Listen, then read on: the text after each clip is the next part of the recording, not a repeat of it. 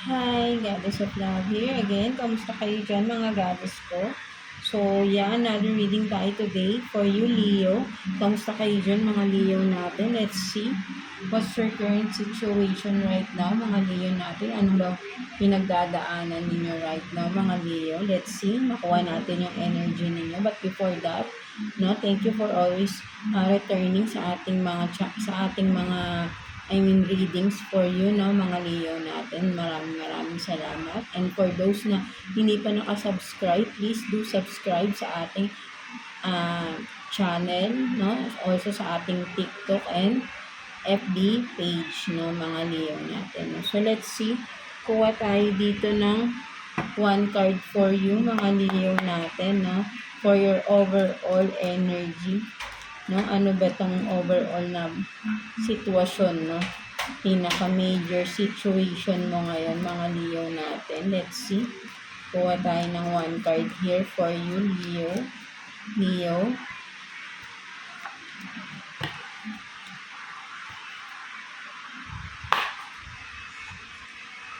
So, you have this adoration, no? So, maybe for some of you, no, tignan natin kung negative o kung negative ba to or hindi naman siguro, no? But I think, no, meron ba kayong namimiss na person, mga Leo natin? Ito yung parang lagi yung naiisip, itong person na to, right? No, parang you are longing for this person, no? Ayun yung nakikita ko dito, no, mga Leo natin, no? But then, let's see, no, ano pa masasabi ng mga cards ninyo, mga Leo natin, no?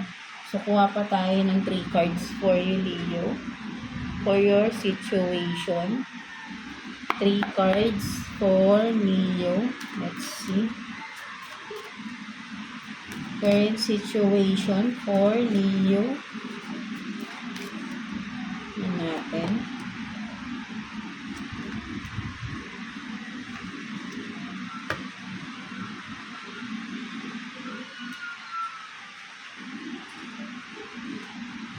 So, you have this doorway.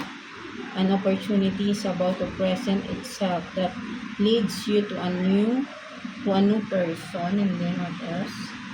Right path. No? Love is a beautiful journey and you're on the right path. No? So, parang may paparating palang bagong tao, no? For some of you, no? Maybe may ano sa inyo, no? For some of you, mga Leo, baka kung ikaw yung feminine, may nanliligaw ba sa inyo for some of you, no? Or kung ikaw yung masculine here, no? Or no gender naman dito, but then meron kayong pinupursu na person or may nagpupursu sa inyo na person, no? May nanunuyo, may nanliligaw, no? So, settling, no? Avoid settling for less than you deserve in love, no? So ang malinaw na nakikita ko dito, no, Leo, no, there is a new love coming, no? So, maybe nagkakaroon na, no, with the adoration here, no, nagkakaroon ng kilig, no, something like that, no. So, ayun yung nakikita ko rito, nakakausap mo na tong tao na to, no. But then, parang nag-i-start pa lang, no, kung ano yung meron sa inyo ng tao na to, no, mga Leo natin, no. So, yeah, sinasabi rito, parang with the doorway, no, parang opportunity, no, parang this is it, no, parang i-open niyo yung door for that person, no, mga Leo natin. And sinasabi rin dito na just go with your heart, no, kung ano tong nararamdaman, but then of course with the settling here, no, when sinasabi pa rin sa'yo na alam mo pa rin yung dapat limitation, no, or sabihin natin na, 'di ba, when it comes to love, parang minsan nabubulagan tayo, 'di ba, lahat-lahat binibigay na natin, wala lang natitira, no. So sinasabi sa iyo rito, no, avoid settling for less than you deserve in love. So wag mong ibigay ng todo-todo, no, para naman may matira pa rin, no, just in case, right, no. Siyempre nagsisimula pa lang kayo, no, kilalanin mo yung person mo, kilalanin nyo yung isa't isa, di ba? Para eventually, di ba, mas magkakaroon ng okay kasi yung communication and understanding sa isang relationship, right? No, lalo na kung nagsisimula pa lang kayo, no, may mga makikita ka pa ng mga traits ng person na yan na bago pa sa'yo, no? So, nasa sa'yo yun kung i-accept mo yun, no, mga Leo natin. But then, yun nga, kapag in-accept mo yung person, no, wag todo-todo. For you to, di ba, avoid na masaktan, di ba? Magtitira pa rin palagi para sa sarili natin, right? Mga Leo natin. So, let's see, kuha pa tayo ng additional cards for you, Leo. No, kuha pa tayo dito ng 3 cards for you, Leo. Let's see. Current situation for Leo. Current situation for Leo.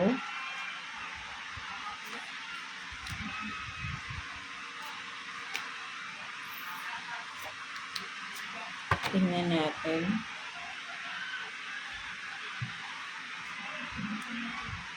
So, you have this, the moon.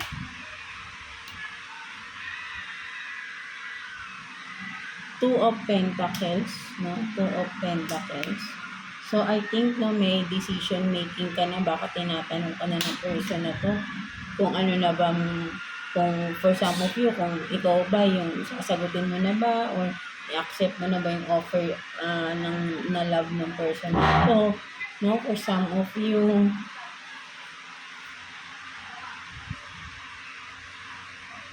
and you have this 9 of Cups, no? So, sinasabi talaga rito with the 9 of Cups, no? Nakikita ko rito, no? 9 of Cups in reverse to, no? Huwag kang talagang parang, huwag mong ibigay lahat-lahat, no? Nakikita ko rito, independent ka, no? For some of you, no? Para hindi ka masamantala, no? But then, yun nga, nakikita ko may decision making ka, no? Nagagawin dito, Leo, no? Regarding that person, no? Mga Leo natin, no? May inaalam ka pa siguro sa person na yun. That's why with the moon, no, parang meron ka pang mga inaalam na kung may tinatago pa ba tong person na to sa'yo, no, bago ka mag-decide, no, something like that, no. Ayun yung nakikita ko rito kasi parang nakikita ko din dito, nag-iingat ka lang din, no, ikaw din mismo, no, alam mo rin, nag-iingat ka rin sa sarili mo na pasukin yung isang relasyon, no, something like that, no. Mga Leo natin, no. So let's see. Sige, kuha pa tayo ng 2 cards for you, mga Leo natin. 2 cards for Leo. 2 cards for Leo. Tingnan natin. 2 cards for Leo.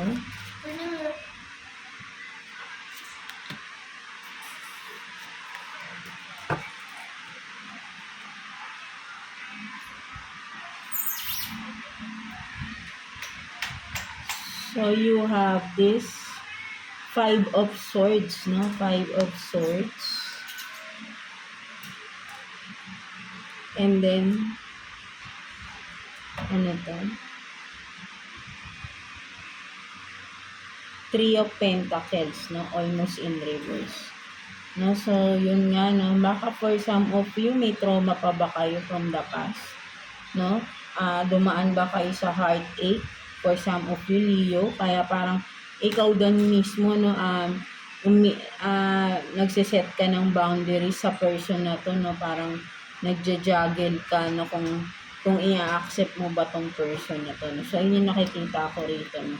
So, okay lang yun, no, kung galing ka sa batin, yeah, before ka pumunta sa isang relationship, kailangan yung healed ka na rin, of course, yung na-accept mo na yung nangyari sa past mo, no? Yung trauma nandyan pa rin yan, of course, hindi yan agad-agad maaalis. But then, kapag i-apply mo yun sa new person na dumadating sa buhay mo, then, hindi ka magiging masaya.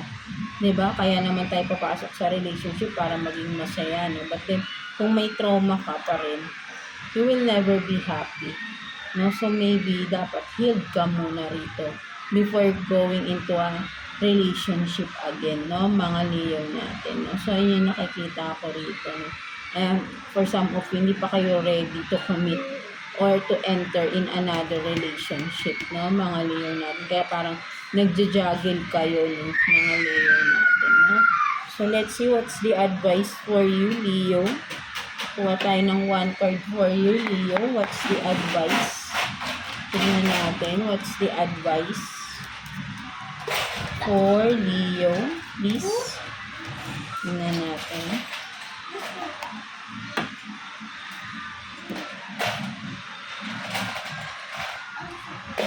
So, gentleness. No, so, nang nakikita ko rito, Leo, no, sinasabi sa'yo na be gentle sa sarili mo, no? And of course, dun sa person, wag ka rin masyadong parang, kung mabait naman yung person na yun, wag mo siya masyadong, kung yung parang ini-ignore mo, di ba? Be gentle enough, no? Para hindi ka rin makasakit. Kung ikaw nasaktan, wag ka rin makasakit. Of course, di ba? Ayaw natin na mangyari sa atin yung nangyari sa atin. Ayaw naman din natin mangyari din sa iba. No? Kung hindi ka pa ready, then say it in a gentle way. No? Something like that. No, mga Leo. Ayun yung nakikita ako rito. Parang for some of you, hindi ka pa talaga ready to enter in another relationship.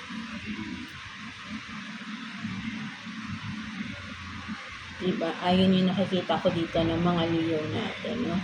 So, yeah. So, that's the advice for you. No? To be gentle. No? I think is parang i-reject mo tong person na to, no? Yun yung nararamdaman ko, no? Because you're not ready yet, no? Mga Leo na. And it's okay, no?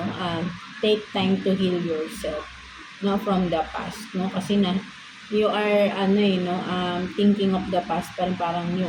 But then, kailangan mo rito is, unti-unti ma-let go mo na rin yung past para makapag-move on ka na rin sa buhay mo, no? Magawa mo na rin yung mga bagay na dapat nagpapasaya na rin sa'yo, no? Mga Leo natin, no? So, yeah, that's it for you, mga Leo natin. I hope na naka-resonate kayo sa reading ninyo today.